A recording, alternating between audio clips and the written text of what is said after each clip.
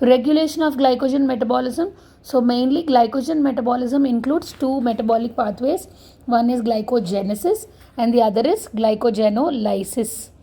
So the principal enzymes which are mainly controlling these two pathways, glycogenesis and glycogenolysis, are glycogen phosphorylase and glycogen synthase. So glycogen phosphorylase is the main enzyme which is controlling glycogenolysis or otherwise glycogen degradation, and glycogen synthase is the main enzyme which is controlling glycogenesis or otherwise glycogen synthesis. Now these two enzymes are principally regulated reciprocally by hormonal regulation, allosteric regulation and influence of calcium. So first is allosteric regulation. So if there is increased availability of substrates, for example, if there is increased availability of glucose and also if there is increased availability of energy, then there will be increased glycogen synthesis. So that is, the excess of glucose that is present in the body will be converted into glycogen. Whereas if there is decreased availability of substrate, that is, if there is decreased availability of glucose and also if there is decreased availability of energy, then the excess glycogen that is present in the form of stores, because glycogen is a storage form of carbohydrate, the glycogen that is present in the form of stores will be converted to glucose by increasing this glycogen degradation. Now these two metabolic pathways, glycogen synthesis and glycogen degradation, are mainly controlled by the two enzymes, glycogen synthase as well as glycogen phosphorylase. Now the allosteric regulation, in well-fed state, there is increased availability of glucose 6-phosphate.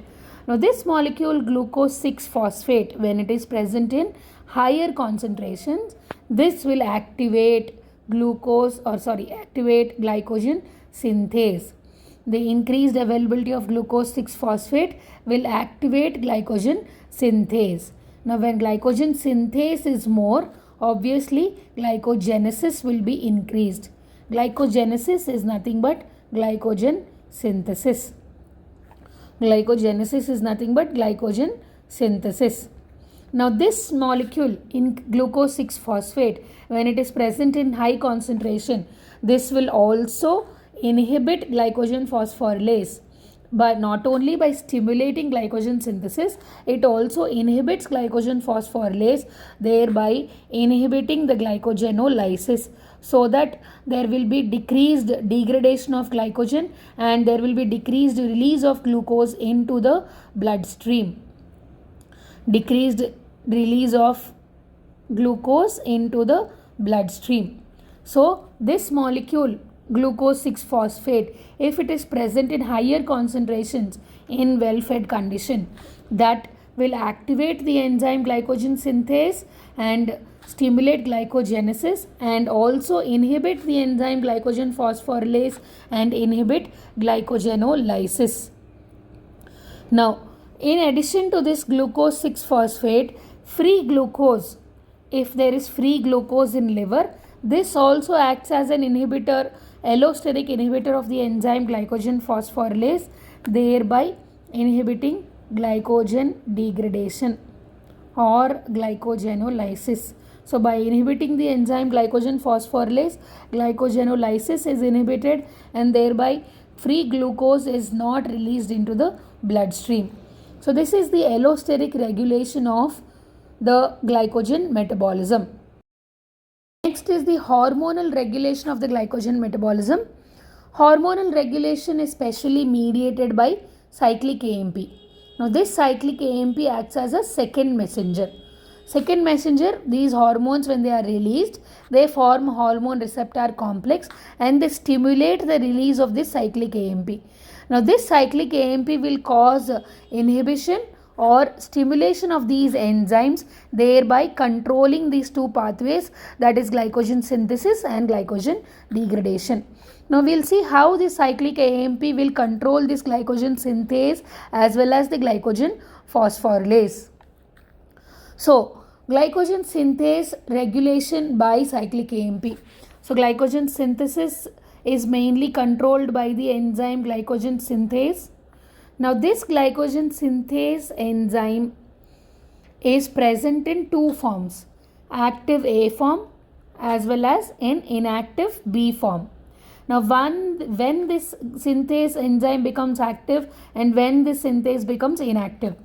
So when a phosphate group is added to this glycogen synthase, it becomes inactive, that is in phosphorylated state.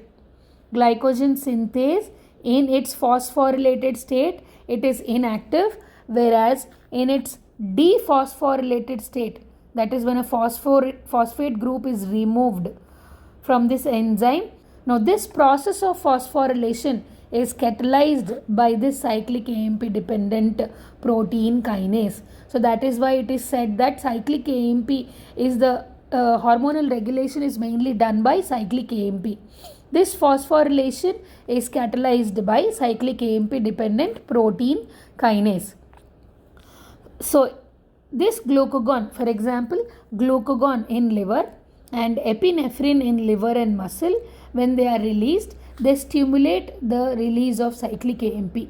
Now when this cyclic AMP is released, it will convert the cyclic AMP dependent protein kinase from its inactive form to active form. So this cyclic AMP dependent protein kinase is converted from its inactive form to active form. Now when this cyclic AMP dependent protein kinase is activated, it will convert this glycogen synthase, or it will basically phosphorylate the glycogen synthase enzyme. When it is phosphorylating the glycogen synthase enzyme, it is getting converted from its active form to inactive form. Now when this glycogen synthase is inactivated, the process that is controlled by glycogen synthase is glycogenesis, and this glycogenesis is inhibited. So these two hormones, glucagon in liver and epinephrine liver and muscle, through the stimulation of cyclic AMP by the activation of the cyclic AMP dependent protein kinase, they phosphorylate the enzyme glycogen synthase, thereby making it inactive, so that the glycogenesis is inhibited. So as a whole, the glycogen, because of the inhibition of the glycogenesis, glucose that is present in the circulation is not converted to glycogen. Glucose that is present in the circulation is not converted to glycogen, and thereby they are causing it their ultimate effect, that is hyperglycemia. They are causing the effect, that is hyperglycemia. Next is the regulation of glycogen degradation by cyclic AMP. Now the enzyme which is present, which is controlling this glycogen degradation, is glycogen phosphorylase. Now this is the enzyme which is controlling the glycogen degradation. Now similar to glycogen synthase, glycogen phosphorylase is also present in active A form and inactive B form. But there is a small change, that glycogen phosphorylase is inactive in its dephosphorylated state. This is in contrast to glycogen synthase. Glycogen synthase is inactive in its phosphorylated state, whereas glycogen phosphorylase is active. As the name itself suggests, phosphorylase, it is active in its phosphorylated state.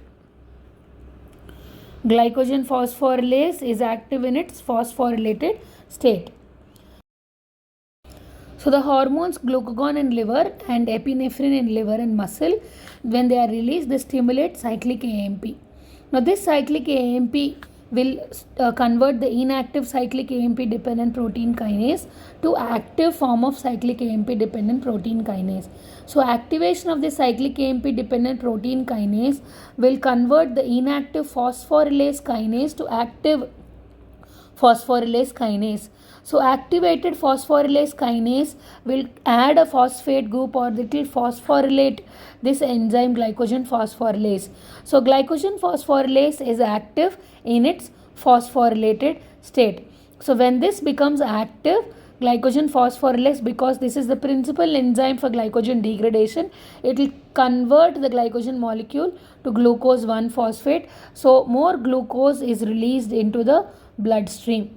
So because as such, these hormones are causing hyperglycemia. Because of this, the hormones are causing hyperglycemia. So glucagon in liver and epinephrine in liver and muscle, when they are released, they stimulate the cyclic AMP.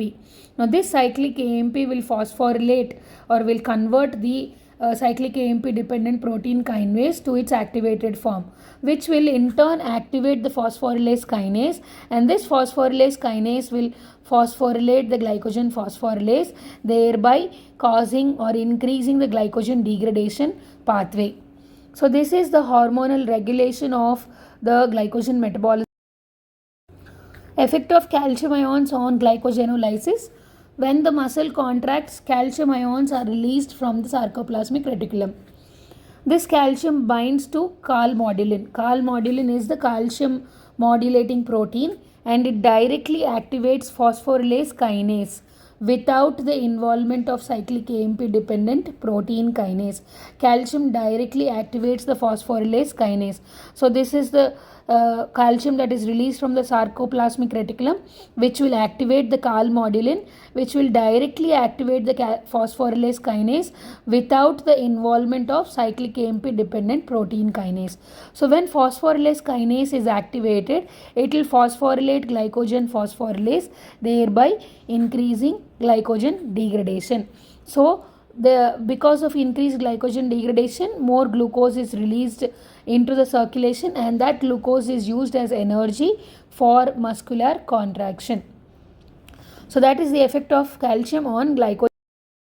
So to summarize, the key enzyme for glycogenolysis is glycogen phosphorylase, which is activated by glucagon and adrenaline under the stimulus of hypoglycemia.